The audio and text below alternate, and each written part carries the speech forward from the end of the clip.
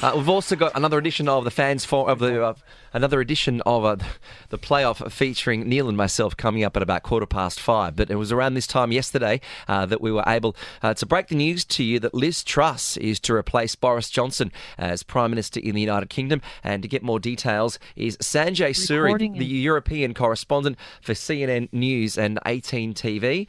Sanjay, thank you very much for joining us this afternoon on Talk 100.3. Great to be with you, and let's chat about trust. That's what everyone is talking about. Well, yes, definitely all eyes were on, I would say a lot of Indian eyes were on Liz Truss not winning this one, but it didn't really happen for the Indian fans and Indian supporters. Well, it didn't happen. A lot of that expectation was more optimism and more sentimental. Someone of Indian origin. I mean, this is something that you couldn't have imagined could be possible, certainly in our lifetime. Never mind who is what age. So the fact that he was in with a credible chance seemed almost too good to be true. And in the end, he didn't come off a very distant second best. He did rather well. Liz Truss had 57%. That is less than any Conservative party has had in a race like this. He was a fair second best, a very credible candidate. To that extent, nothing to complain about other than, of course, the fact that it's the winner takes all.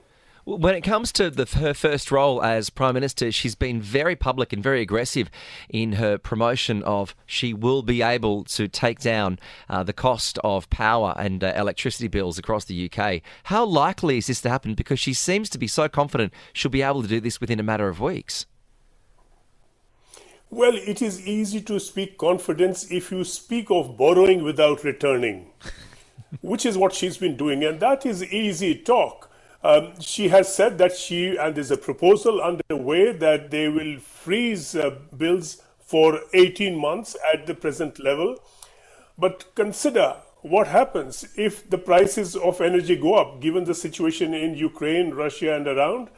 If the prices go up, then the companies that supply will have to pay more. Who will pay them more if not the consumer? Will it be the government? Where will the government get the money from? They'll borrow it. Will borrow. And can it borrow endlessly? This is a serious question here. No, it's a very interesting point that you make, that, you can be only so confident when you're borrowing without the thought of returning. Generally, politicians have this habit of overcommitting before they take up a position. She's taken up a position and overcommitted. There seems to be some amount of disparity within her thoughts and her words there. Well, the overcommitment can be met in the short term. There is a question that hangs over into the future. Are you borrowing money really from your own future? Mm-hmm. It was Rishi Sunak's claim through the campaign that it is not wise to spend a lot of money now and leave it to your children and grandchildren to pick up the tab. There is a serious question how far the government can borrow, and if it does borrow indefinitely and apparently endlessly, then that itself will have a consequence on inflation.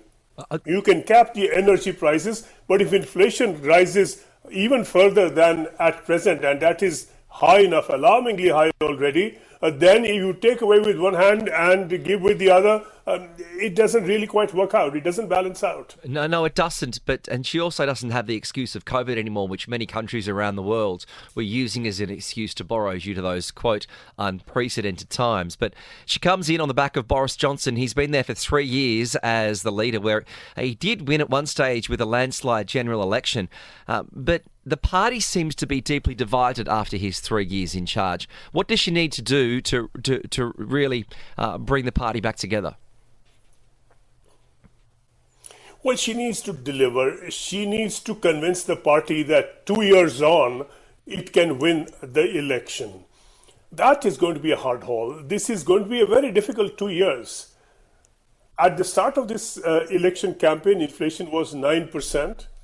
By the end of the campaign, 6 weeks on, it had crossed 10%. The Bank of England says it is going to rise to 13.5. Independent think tanks say, well, it will be 18%. The latest is 20%, 22%. So you have an inflation in inflation estimates to that extent within a matter of a few weeks.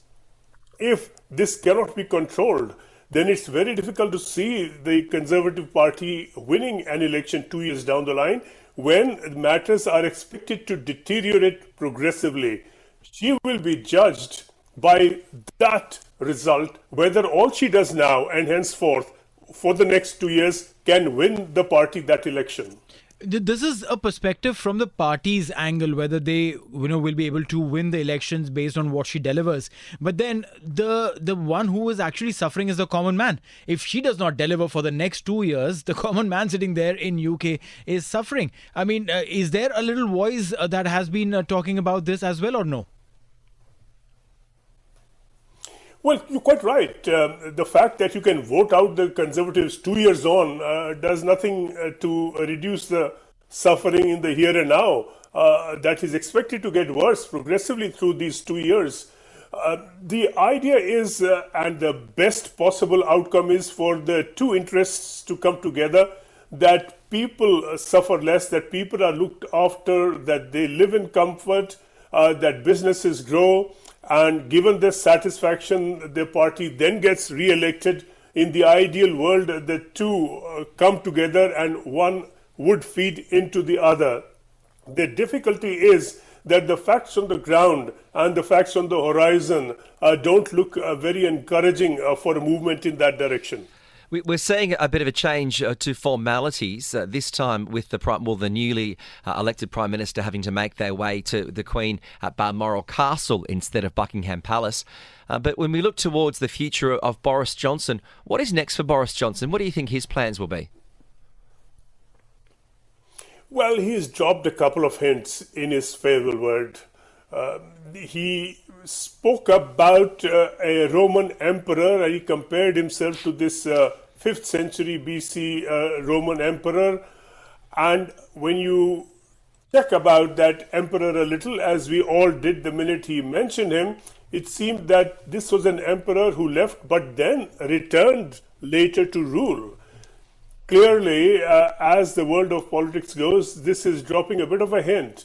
Also, in his sort of farewell speech, he said that he had been hard done by, that he was out because they changed the rules, which is not quite correct. No rules were changed. It has been a well-established practice that a Prime Minister only governs with the support of the party.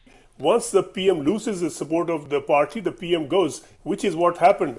But he did fling an accusation. And the reason he did that, apparently, is that he continues to be very popular within the Conservative Party, more than either Truss or Sunak.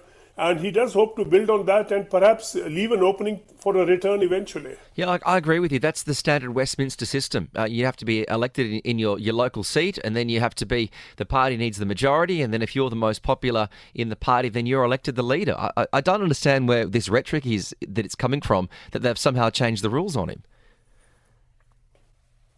Yes, it's not at all clear what Boris Johnson was talking about. It betrayed a bitterness. It also was a not very thinly veiled accusation that it is the party that had let him down, that it is the party MPs that had let him down, while the party members continue to support him, that he had been unfairly, cut in his tracks, stopped in his tracks as Prime Minister. This was an accusation, and he followed that up with a symbolic suggestion, leaving that opening in everyone's minds, certainly in the minds of Conservative Party voters, that if he continues to remain as popular as he is, or even grow further in popularity, well, he's there to re-elect and recall.